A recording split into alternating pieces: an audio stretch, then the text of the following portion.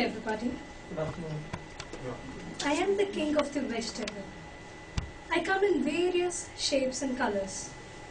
I also offer various health benefits like controlling diabetes and also reducing swelling in joint pains. Do you know who I am? Brinjal. Yes, I am the brinjal. That's the recital my sister gave at her school fancy dress competition when she was in grade 3. Of course, what does this word hit you when I say the word brinjal? Bangan ka parta. Okay, a foodie out there. Anything else that comes up to your mind? Okay. I personally hate brinjal. Let's put that aside. The latest buzzword is BT brinjal. BT brinjal almost ran the race to become the world's first genetically modified vegetable. Thanks to organizations like Greenpeace, the common man, and farmers who raised their voice, the race was called off, declaring this runner unfit. Now, what is BT brinjal and how is it genetically modified? It is a transgenic vegetable. What does this transgenic modification mean? Let's take a look at that process. A desired gene is taken from a donor. In our case, the donor is the soil bacterium Bacillus thuringiensis. The gene CRY1AC. When this gene is inserted into the brinjal plant cell, we get the improved BT brinjal version. Along with this desired gene, there are several other promoters or markers which are also added, but let's not bother about them until and unless you are interested in pursuing your career as a biotechnical engineer. This BT brinjal seed was manufactured by a company called Mahiko, which is Maharashtra Hybrid Seeds Company, in collaboration with the American multinational Monsanto. Remember the CRY1AC gene I talked about? That was found by this organization and was offered to Mahiko for research. The same gene was used in producing BT cotton about 6 years back. Simple question. Why BT brinjal? India produces about 1/4 of the world's brinjal.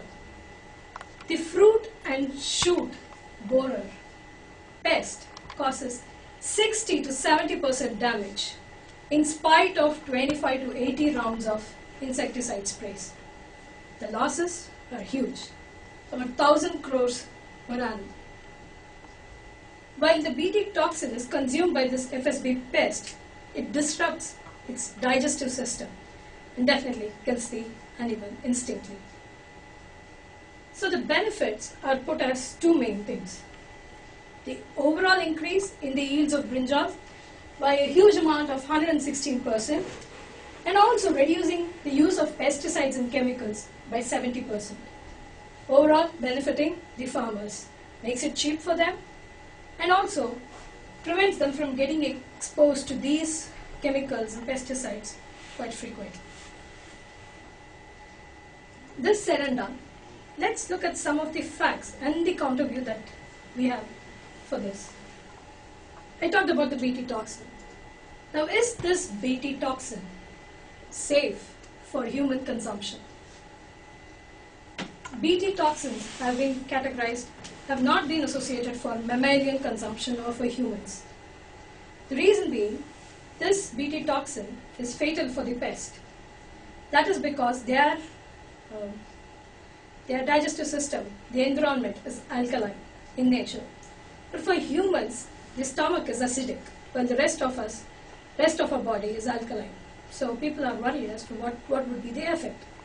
But the scientist counter view is that these toxins, once they enter a digestive system, they're dissolved into common amino acids, which is nothing but our normal diet. So they're not going to be toxic or they're not going to be allergic, is what they claim. I don't know how far it is true. But the next is the threat to the brinjal diversity. You see, there are various types of brinjals available, parts of the entire India.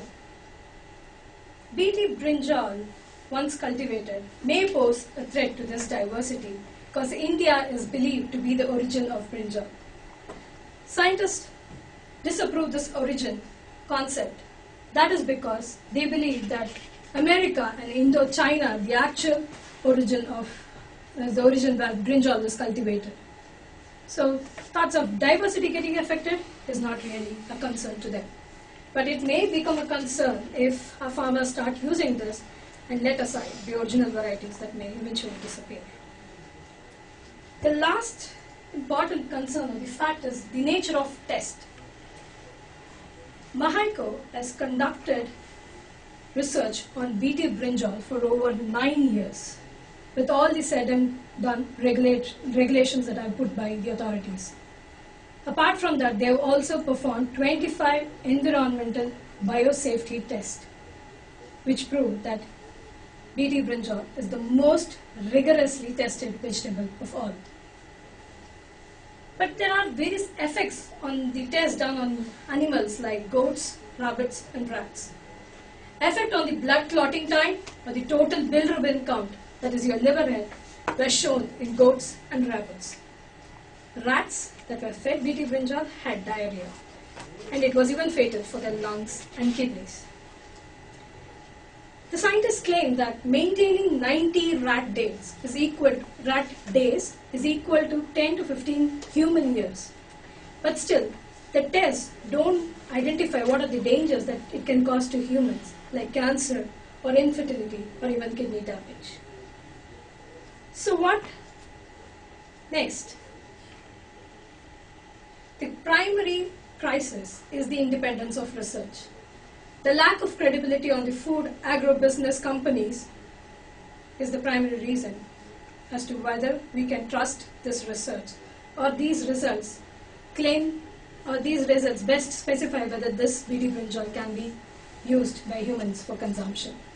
On February 9, 2010, the Government of India officially announced that there is no urgency to release BT brinjal. The Indian Environment Minister Jairam Ramesh specified that they would stall the release of BT brinjal and would do that only after an entire gamut of issues and concerns are resolved and settled. But I think it's still the onus of us individuals to know what it is, because we might end up being the laboratory rats.